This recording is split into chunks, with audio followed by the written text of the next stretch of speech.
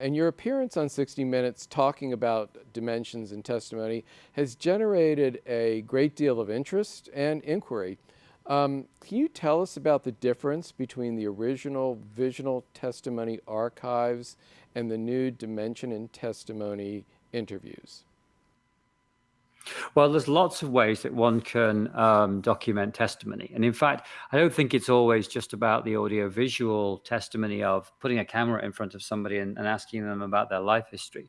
In fact, art is testimony. Poetry is testimony, prose is testimony. There's different ways of which Holocaust survivors share their lives with us and take us through an understanding of what they went through as human beings during the Holocaust. Within the genre of audio-visual history, there's lots of different ways in which one can take testimony and keep that legacy for the future. So the life history testimony is what many archives have used in the past, and that's including the Shoah Foundation's testimonies, where what we do, we ask the individual something about their life before the Second World War and before the Holocaust. We ask them about what happened during the Holocaust period and where they were and what they saw and experienced themselves. And then we talk a little bit about their lives afterwards and where the life trajectory went.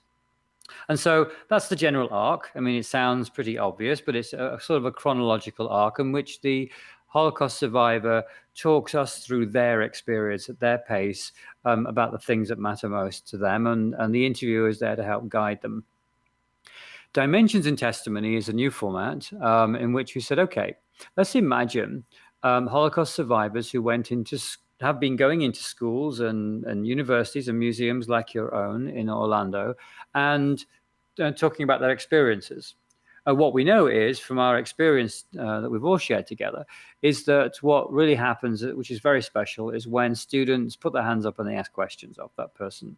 As I was saying a little bit earlier in our conversation, those questions tend to focus on, so what does this mean? What does it mean to you today? How has that survival affected your own life? And what does it mean to me? That's really what's behind those questions.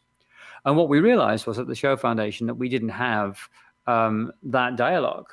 And so the idea behind Dimensions and Testimony is to provide the opportunity in future for future generations to be able to continue to ask questions.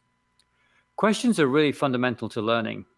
When I have a question and my curiosity is driving me to ask, what did it mean to lose your mother? Or what do you think about racism in the world today? That curiosity that's driving me to ask that question, when it's answered, actually learns better than when I am being told something, because I'm already demonstrating I want to know that. So please tell me about that. And so it's more sticky from an educational perspective. What it also does, it draws in the learner deeper literally into the conversation. We are not trying to simulate a living person. What we're actually just trying to do is create a new form of video, which is interactive, in which, if you imagine it, all of the answers to the questions are all there in a sort of a database of answers. And then the survivor who gave the answers to those questions is just, providing the answer in an order which is randomized because we don't really know what someone's going to ask. But what it does is creates a deeper level of engagement, and that's what we'd hoped would happen.